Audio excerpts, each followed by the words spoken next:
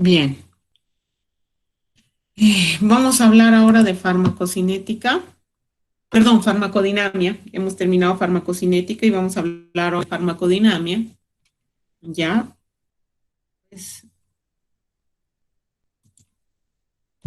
vamos a tocar en esta oportunidad lo que significa la farmacodinamia, cómo la definimos.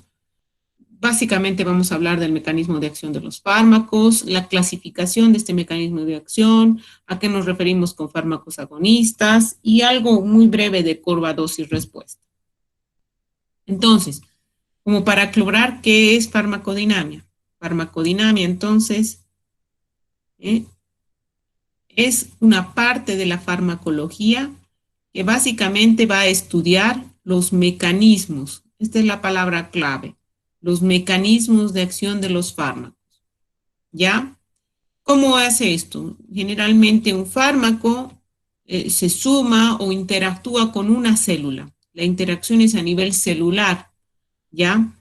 Y para esto utiliza muchas veces unos receptores, que son proteínas, polipéptidos que están en la superficie celular y que le sirven a la célula para intercambiar productos con fuera de ella.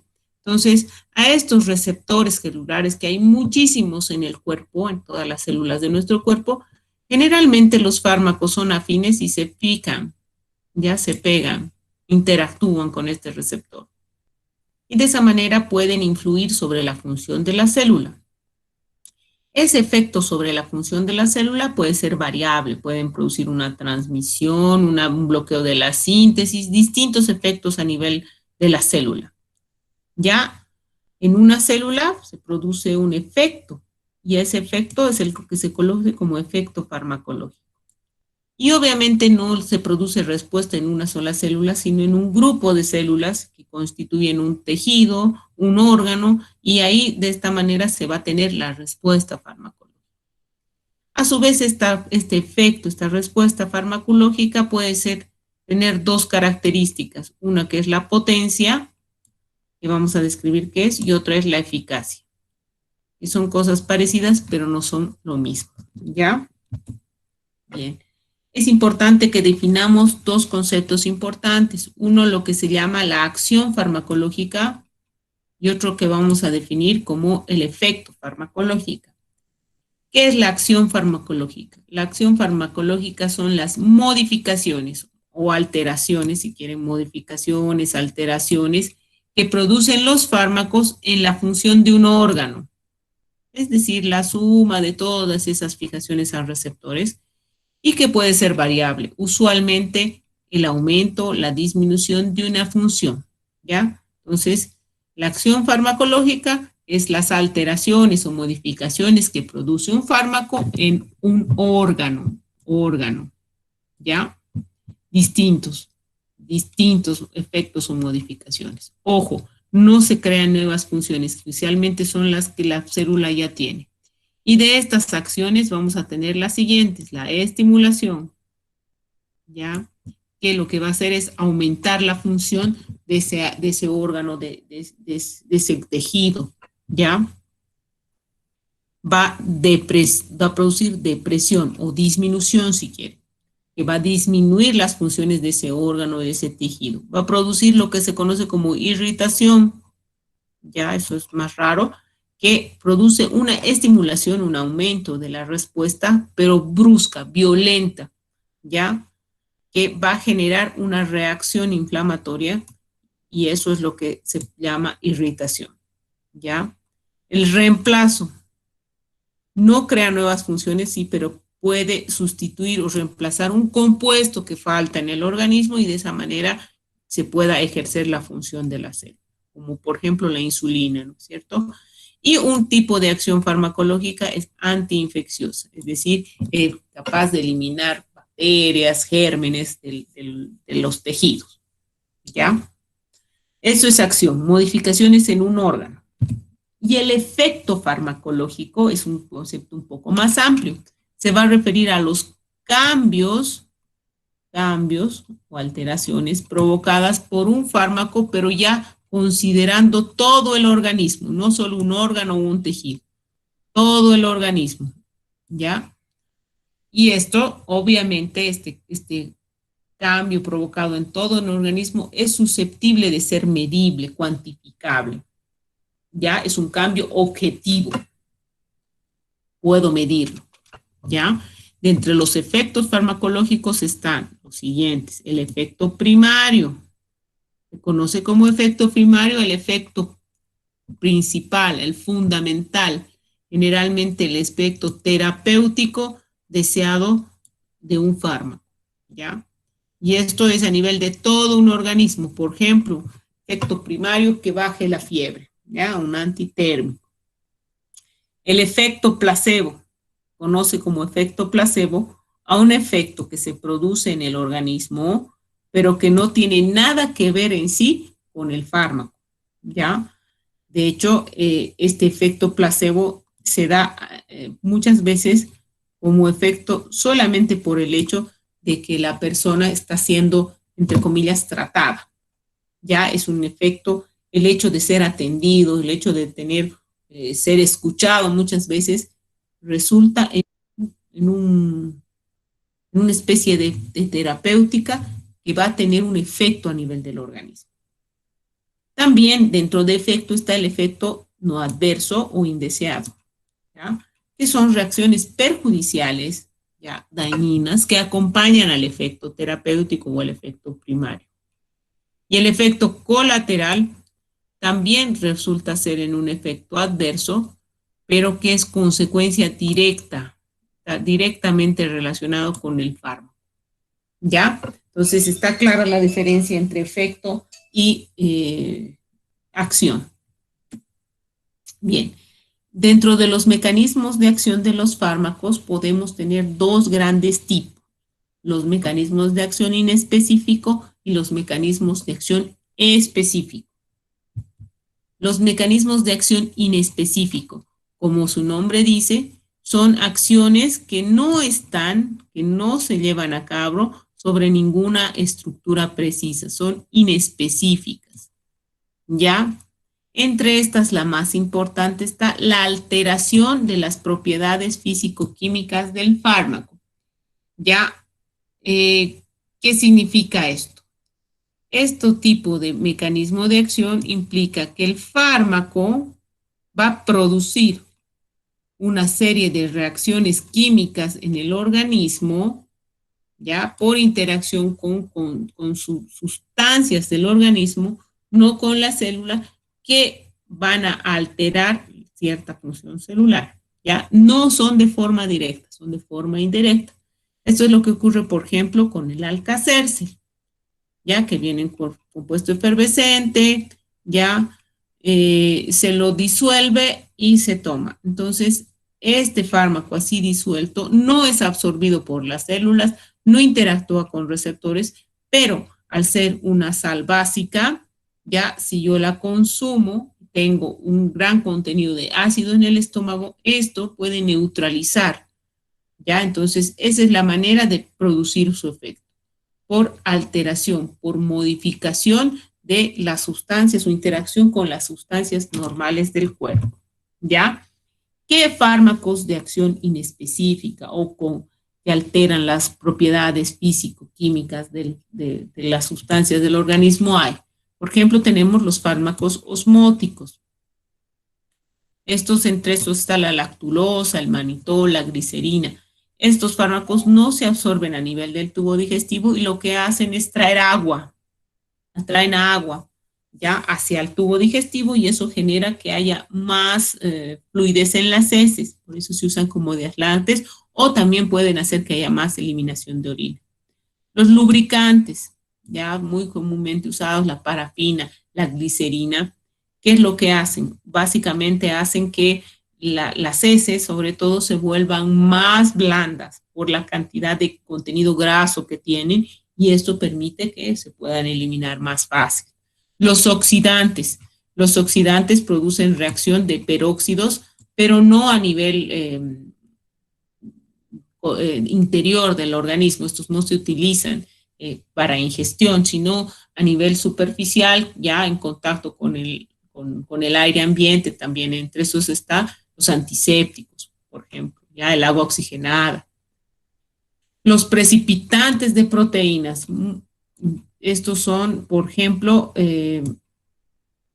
compuestos que van a hacer que ciertas secreciones, que ciertas exceso de proteínas sean coaguladas y eviten que se vayan a formar pequeñas partículas, sino forman grandes partículas. Son como acumuladores, juntan. Esos están los antihemorroidales, los antidiarreicos, evitan que se eliminen. Los agentes quelantes, quelar es que van a limpiar, si quieren quelar, ya van a agarrar y van a limpiar, en este caso, la penicilina, la despiroxamina, se van a pegar a metales pesados, en metales, hierro, y esto van a hacer que de esa manera pueden ser más fácil eliminados, ¿ya? Después están los fármacos absorbentes, que lo que van a hacer es absorber, pegarse a partículas externas que ingresan al organismo, como es el caso del carbón activado, que se va a pegar al componente, a los alimentos o a cualquier otro componente que pueda estar en caso de intoxicación. Los surfactantes o tensoactivos, la simeticona, la dimeticona, que lo que hacen es evitar que las partículas no puedan ser digeridas, si quieren, hace que se dispersen, se puedan fluidificar, ¿ya? En este caso, principalmente las sustancias gaseosas. Los jabones, ya, también están en ese grupo, y también están los fármacos con intercambio iónico, que hacen que se intercambie iones con otra sustancia para evitar su absorción. Como ven, todo el mecanismo de acción es básicamente relacionado con interacción con sustancias, con componentes de sustancias del organismo, proteínas, pero no interactúan con la célula directamente. El otro grupo son los fármacos de acción específica. Estos ya son más claros. La acción está dada por efectos sobre estructuras específicas, una parte específica de la célula, un componente específico de la célula. Este tipo de acción farmacológica es la que se produce por interacción del fármaco con un receptor, ¿ya? Interacción con fármaco con receptor, o ese receptor también se lo llama diana, ¿ya? Diana. Entonces, los fármacos de acción específica son aquellos fármacos que van a interactuar con receptores. ¿Qué es el receptor? Es una macromolécula, es una molécula grande usualmente, de distinta estructura, distintos receptores en todas nuestras células, ¿ya? Y esta macromolécula, este polipéptido, este grupo de proteínas que están expresadas usualmente en la superficie celular, ya son las encargadas de señalizar, de ser como puertas, como llaves para cerraduras que permiten que la célula abra canales, cierre canales y dé paso a una serie de compuestos que le sirven como para comunicación celular, como para estimular funciones, inhibir, producir, etc. ¿Ya? Entonces, los receptores no son creados por los fármacos, ya ni son específicos solo para los fármacos. Los receptores celulares están presentes y son una forma de comunicarse, de señalizar a nivel químico a las células, ¿ya? O sea, ya hay. Y lo que hacen los fármacos es ser afines, o sea, pegarse a estos receptores. Estos receptores, como les decía, pueden ser de distintos tipos. Hay muchos tipos de receptores. Algunos pueden activar a enzimas, algunos moléculas transportadoras, canales iónicos y otros receptores en otros lugares específicos, como receptores que van a actuar a nivel del ADN o las inmunofilinas. O sea, receptores hay muchos tipos. ¿Cómo actúan usualmente? El receptor es específico para una sustancia del organismo.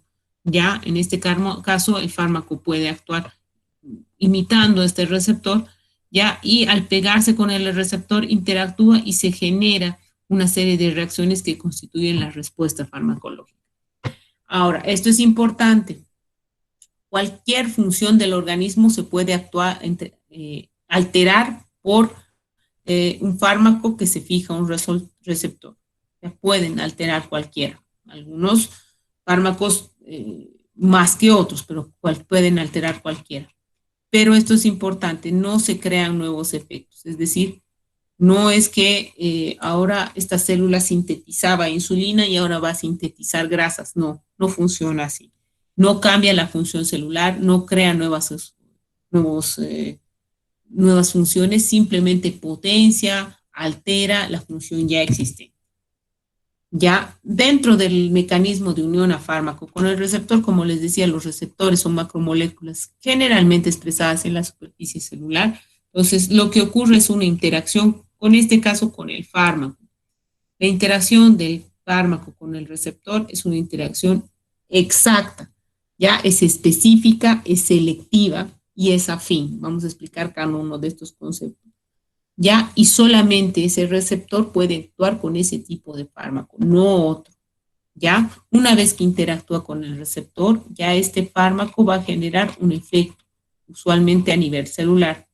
Ese efecto, como le digo, depende de la afinidad, la especificidad y la actividad intrínseca del receptor, que es de la unión de fármaco con receptor más específico. ¿Qué es cada uno de estos conceptos? La afinidad es la capacidad que tiene un receptor para unirse, ¿ya? Perdón, la capacidad que tiene un fármaco para unirse a un receptor y ser específico, de tal manera que forme el compreso fármaco-receptor. Puede pasar que sean muy igualitos, sean parecidos, sean afines, sean casi iguales, sean como llave, cerradura, pero aunque sean iguales, no se unen, ¿ya? Eso es afinidad, el poder unirse. La segunda característica es la especificidad. Eso significa que se va a unir con un tipo de receptor específico, un fármaco específico, no se une a cualquiera. Y la actividad intrínseca o la eficacia, que es un concepto importante, es la capacidad que tiene un fármaco de unirse a un receptor y producir un efecto. ¿Ya? La unión con fármaco con receptor siempre puede producir dos cosas, o un efecto o ningún efecto. No hay a medias, o sea, un poquito nomás no. Cuando se fija un fármaco con receptor puede producir o un efecto, eso sería 1 o 0 o nada. ¿Ya? O activa el receptor o no lo activa. ¿Ya? Si quieren, no es activa a mitad, no, es de todo o nada. ¿Ya? Entonces, esas son las características que tiene la unión de fármaco con receptor, la afinidad, la selectividad y la actividad intrínseca o la eficacia. Ahora, una vez que el fármaco se ha unido con el receptor, ¿qué tipos de respuestas celulares podemos tener? Usualmente son tres. Uno es que se modifique el flujo de iones, se fija el receptor y se abre un canal, ya un canal para proteínas, un canal para iones. Generalmente va a modificar el flujo de iones, hace que entre más rápido, entre uno salga otro, ¿ya? Otra acción es va a cambiar la actividad de las enzimas cuando el receptor se conecta. Entonces se conecta el receptor y este está asociado a unas enzimas, ya que son esenciales para la célula. Entonces al fijarse el receptor altera esta función enzimática. Esto es, por ejemplo, la insulina. Y por último, lo que va a producir es que al fijarse el receptor, el fármaco al receptor, va a producir una alteración a nivel de otros mensajeros secundarios que van a producir una alteración a nivel de la producción de proteínas, a nivel de la producción de otros componentes. Y eso implica el ingreso o la participación del ARN. ¿Ya? Bien. Además, la respuesta que vamos a tener cuando se fije un fármaco al receptor pueden ser de dos tipos. Una respuesta que se llama agonista y otra que se llama antagonista. ¿Ya? ¿A qué se llama respuesta agonista? Se llama respuesta agonista cuando la fijación del fármaco con el receptor se da en receptores similares, ¿ya? A los endógenos. ¿Ya? Es igual. A ver, para explicar mejor. tenemos aquí una célula en que están los receptores para una sustancia X. Como les decía, estos receptores no están hechos o no es que el fármaco los coloca o son sintetizados específicamente para el fármaco, para nada. Los receptores ya están ahí y en estos receptores usualmente se fijan sustancias endógenas, o sea, sustancias que produce el organismo, ¿ya?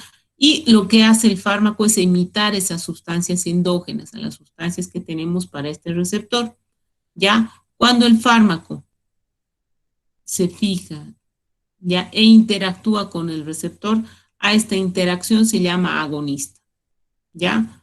Fármaco se fija e interactúa con el receptor y produce una función, ya un efecto similar a lo que produciría la sustancia normal, la sustancia natural, ¿ya? Para explicar mejor, si este receptor es de acetilcolina, por ejemplo, ¿ya? Para que el fármaco se fije, tiene que ser un fármaco que sea igual a la acetilcolina. Ya a ese fármaco que es igual a un compuesto, ya y ejerce el mismo efecto, se llama fármaco agonista. ¿Ya? ¿Cómo ocurre la interacción de fármaco-receptor en un fármaco agonista? Entonces, esto va a evolucionar por fases. La primera fase, fase 1, es la de reconocimiento. Entonces, el fármaco se acerca al receptor y se reconocen como afines. Una vez reconocido, pasa a la fase 2, que se llama el acoplamiento. El fármaco con el receptor ya se unen, interactúan. De ahí pasa al paso 3, que se llama transducción. En este paso, ya el fármaco produce una modificación, una alteración a nivel del receptor, que después va a ser transmitido a otras partes de la célula y va a generar estas funciones o flujo de iones o activación de las enzimas o síntesis de proteínas, que va a ser primero en una célula y después va a ir ampliándose hasta formar un efecto farmacológico, que sería lo que vemos en un órgano vivo, en un tejido vivo, ¿ya? En cambio, los fármacos antagonistas son aquellos fármacos que no son similares a la sustancia endógena, es más, compiten por los receptores celulares. De estos fármacos antagonistas, aquí hay un ejemplo. Tenemos los receptores y aquí está el fármaco en verde, ¿ya? Y, la sustancia endógena, en este caso acetilcolina en verde, y el fármaco en amarillo. Entonces, la sustancia endógena se pega sin problema al receptor. Pero, ¿qué pasa si se pega el fármaco? El fármaco antagonista se pega al receptor y pues este receptor ya no está disponible para que se fije la sustancia endógena. De esa manera bloquea y genera un antagonismo. Ahora hay dos tipos de antagonismo, el que se llama reversible y el que se llama irreversible. El reversible es aquel que el fármaco se pega con el receptor y lo bloquea, ya, pero de manera reversible, es decir, una vez que el fármaco desaparece o es eliminado de la sangre, este efecto también desaparece y el receptor está listo para unirse con otra sustancia. En cambio, los irreversibles son aquellos en que el fármaco se fija con el receptor, pero ya no es posible revertir esta reacción.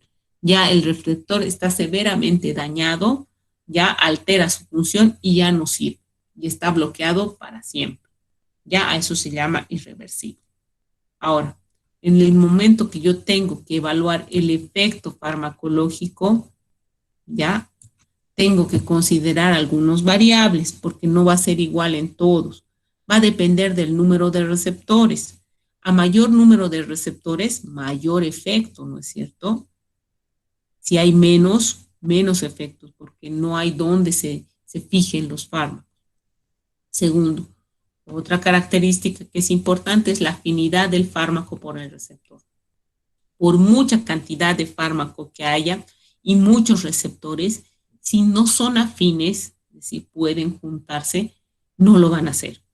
¿Ya? Entonces, eso hace que el efecto farmacológico también se vea afectado. Y otro aspecto es la dosis del fármaco. obvio, cuanto mayor cantidad de fármaco yo administre, el efecto farmacológico también será mayor. Y lo mismo ocurre al revés, ¿no? Bien, ¿y cómo yo mido el efecto farmacológico? ¿Cómo digo que es más, que es menos, que está bien nomás, ya? El medir está basado en parámetros, ¿ya? Y a veces es difícil. Uno de los factores con los que se relaciona medir el efecto farmacológico es la dosis, ¿ya? Que produce el fármaco versus respuesta, ¿ya? La dosis del fármaco a la que se produce una determinada respuesta.